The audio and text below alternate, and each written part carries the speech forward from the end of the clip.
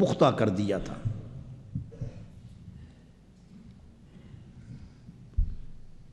امام جلال الدین سیوطی کا یہ عالم تھا کہ ان کے ایک بڑے قریبی دوست تھے، ان کے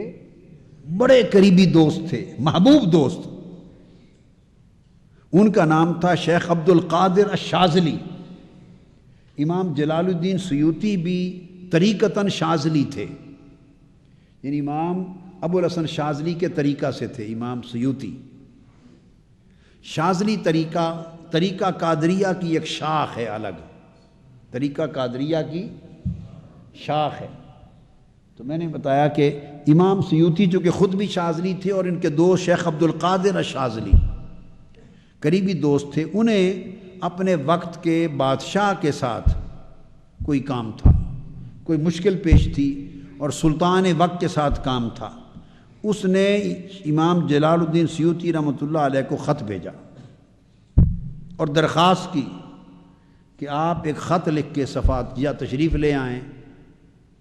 اور بادشاہ وقت کو میری سفارش فرما دیں۔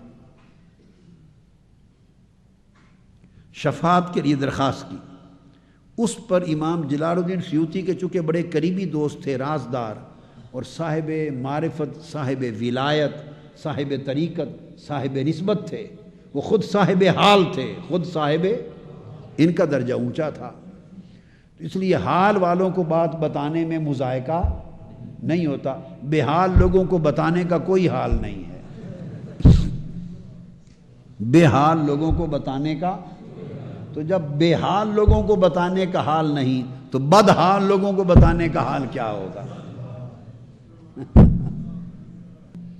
تو امام جلال الدین سیوطی رحمۃ اللہ علیہ نے اپنے دوست کو خط لکھا اور معذرت کی کہ دوست آپ میرے بڑے عزیز ہیں، صاحب حال ہیں، میں معذرت خواہ ہوں، سفارش بادشاہ وقت کو نہیں کر سکتا، اس لیے کہ آقا علیہ السلام کی کرم نوازی سے محروم ہو جاؤں گا۔ اگر اس بادشاہ کو میں نے سفارش کر دی اور اس کے پاس چلا گیا، اس بادشاہ کے پاس چلا گیا سفارش کرنے، تو یہ مجھے اپنی کرسی پر بٹھائے گا، مجھے اپنی کرسی پر بٹھائے گا، اور آقا علیہ السلام، میں آقا علیہ السلام کی بارگاہ میں کچہری میں بیٹھتا ہوں، اور اس وقت تک 75 مرتبہ حضور کی بارگاہ میں کچہری میں بیٹھ چکا ہوں، 75 مرتبہ تک حضور کی کچہری میں حاضری ہو چکی۔ اب اس کے پاس اس کی کچہری میں چلا گیا اور اس نے کرسی پر بٹھا لیا تو میرے آقا ناراض ہو کر پردہ فرما لیں گے اور کہیں گے کہ اس کی پلید کرسی پر بیٹھنے کے بعد اس کچہری میں تمہارے لیے گنجائش نہیں ہے۔ 75 مرتبہ، کیا 75 مرتبہ اس وقت تک آقا علیہ السلام کی یقظتاً و مشافہتاً، امام سیوطی فرماتے ہیں بیداری میں اور دو بدو، چہرہ بچہرہ حضور کی بارگاہ میں حاضری دے چکا ہوں، اور مجھے خوف ہے اگر اس کی کرسی پر اس کی کچہری میں جا بیٹھا تو آقا علیہ السلام پردہ فرما لیں گے مجھ سے، اور مجھے فرمائیں گے کہ اس ظالم حکمرانوں کی دربار میں جا کے بیٹھنے کی وجہ سے اب اس کچہری میں تمہاری جگہ نہیں رہی، ہماری کچہری میں جگہ نہیں رہی۔ اور پھر اس دوست کو سمجھایا کہ میں حضور کی حدیث کا خادم ہوں، مجھے لمحہ بلمحہ حدیث کی تسلی درستگی کے لیے حضور سے درخواست کرنی پڑتی ہے، آقا کی بارگاہ میں پلٹ کے بار بار حاضری دینی پڑتی ہے، تو مجھے معاف کر دو، سفارش نہیں کی۔ امام شعرانی نے امام جلال الدین سیوطی کے اس قول کے جواب میں تائید میں شیخ محمد بن زین المادح رحمۃ اللہ تعالی علیہ اکابر اولیاء اللہ میں سے ان کی بات لکھی ہے امام سیوطی کی تائید میں، اور فرماتے ہیں کہ یہ بھی ان اولیاء اللہ میں سے تھے، انہو کان یرا رسول اللہ صلی اللہ علیہ وسلم یقظتاً و مشافہتاً، بیداری میں بالمشافہ حضور کی کچہری میں حاضری دیتے اور زیارت کرتے تھے۔ کہنے لگے کہ ایک مرتبہ ایسا ہوا کہ حج کے لیے گئے اور حاضری میں وہاں تھے، تو ان کے ایک دوست نے حاکم وقت سے سفارش کرنے کے لیے کہا اور یہ اس کے پاس سفارش کرنے کے لیے چلے گئے، لوگوں کا کام کرنا، اس جذبے سے سفارش کے لیے چلے گئے، پلٹ آئے، اور جب پلٹ آئے تو پھر رات کو بیٹھے، جیسے معمول تھا مراقبہ کرتے اور آقا علیہ السلام کی بارگاہ میں حاضری کے لیے پیش ہوتے۔ تو جب مراقبہ کیا اور حاضری کے لیے آقا علیہ السلام کی طرف متوجہ ہوئے تو پردہ گر چکا تھا، اور آواز آئی کہ تم ظلمت اور تاریکی کی چٹائی پہ بیٹھنے والے ہو، اب اس بارگاہ اور کچہری میں تمہاری جگہ نہیں رہی۔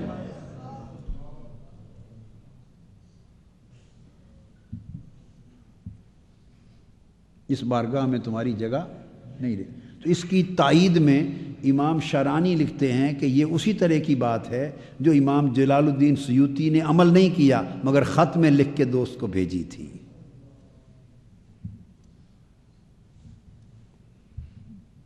امام الشیخ احمد الزباوی رحمۃ اللہ علیہ فرماتے ان اولیاء اللہ میں سے تھے جن کو بیداری میں مواظبت کے ساتھ، استقامت کے ساتھ، مداومت کے ساتھ، پابندی کے ساتھ حضور کی کچہری اور حضوری حاصل رہتی تھی۔ ان سے کسی نے پوچھا کہ آپ کو یہ مقام کیسے ملا؟ دیکھیے تزکیہ بھی تھا، تصفیہ بھی تھا، ریاضت بھی تھی، کہ یہ نہ سمجھ لینا کہ اور کچھ بھی نہیں چاہیے، بس صرف تسبیح سے ہی ہو جاتا ہے۔ نہیں، یہ بڑی تسبیح ہے، ہماری تسبیحاں نہیں ہیں۔ ریاضت بھی تھی، صدق بھی تھا، اخلاص بھی تھا، توکل بھی تھا، عبادت بھی تھی، استقامت بھی تھی، زہد بھی تھا، ورع بھی تھا۔ وہ سارے زیوروں سے مالا مال ہوتے تھے، اور ان زیوروں سے سب کچھ ملتا ہے مگر بارگاہ مصطفیٰ کی حضوری نہیں، کچہری نہیں ملتی۔ بڑے اولیاء اللہ ہوئے، بڑے بڑے رتبے ان کو ملے، بڑے بڑے اونچے درجات ملے، بڑے بڑے مراتب پائے، مگر بارگاہ مصطفیٰ کی کچہری ہر ایک کو نصیب نہیں ہوتی۔ یاد رکھنا، کچہری ہر ولی کو نہیں ملتی، اور بیداری میں حضوری مصطفیٰ بھی ہر ایک کو نہیں ملتی۔ ولی کے لیے لازم نہیں کہ ہر ولی کو حضور کی کچہری بھی ملے۔ آپ میری بات سمجھے نا؟ وہ کسی کسی کو ملتی ہے، یہ سارے تقاضے پورے کرتے ہوں ولایت ہو جاتی ہے، مگر ولیوں میں پھر جو حضور کی حضوری اور کچہری وہ درود و سلام کے صدقے سے قربت پیدا ہو جاتی ہے، آسانی پیدا ہو جاتی۔ تو ان سے پوچھا کہ باقی تو سب کچھ آپ نے کیا اور ولایت کے اونچے رتبے پر فائز ہوئے، مگر ہمہ وقت عالم بیداری میں آقا کا دیدار رہنا اور بارگاہ مصطفیٰ میں اور کچہری مصطفیٰ میں حاضر رہنا، یہ ربط، یہ تعلق اور یہ نسبت اور یہ اجتماع بارگاہ محمدی سے، یہ آپ کو کیسے نصیب ہوا؟ انہوں نے کہا پورا سال ایسا کرتا ہوں کہ ہر روز 24 گھنٹے میں 50,000 مرتبہ آقا کی بارگاہ میں درود و سلام بھیجتا رہتا ہوں۔ 50,000 مرتبہ حضور کی بارگاہ میں درود و سلام بھیجتا ہوں، اس کے صلے میں حضور کی دائمی کچہری نصیب ہوئی۔ اور شیخ نور الدین الشونی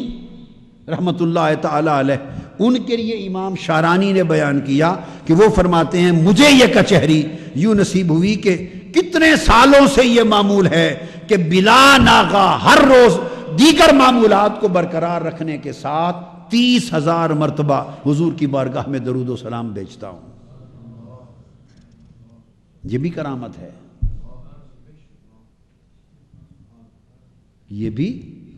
کرامت ہے۔ اسی طرح جیسے مولا علی شیر خدا رضی اللہ تعالیٰ عنہ جب گھوڑے پر سواری کرتے سفر کے لیے تو رکاب میں، پہلی رکاب میں قدم رکھتے تو الحمدللہ رب العالمین کی تلاوت شروع کرتے،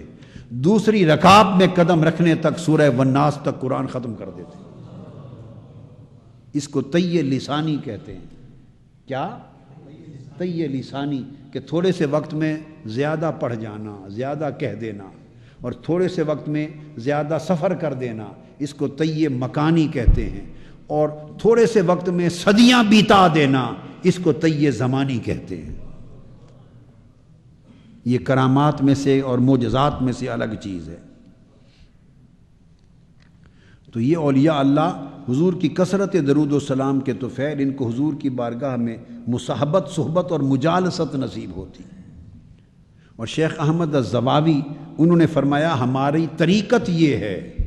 ہماری طریقت یہ ہے کہ ہم صبح و شام کثرت کے ساتھ آقا پہ درود و سلام ہی پڑھتے رہتے ہیں، اور اسی کے ذریعے آقا کی بارگاہ میں کچہری تک جا پہنچتے۔ اسی کے ذریعے آقا علیہ السلام کی بارگاہ میں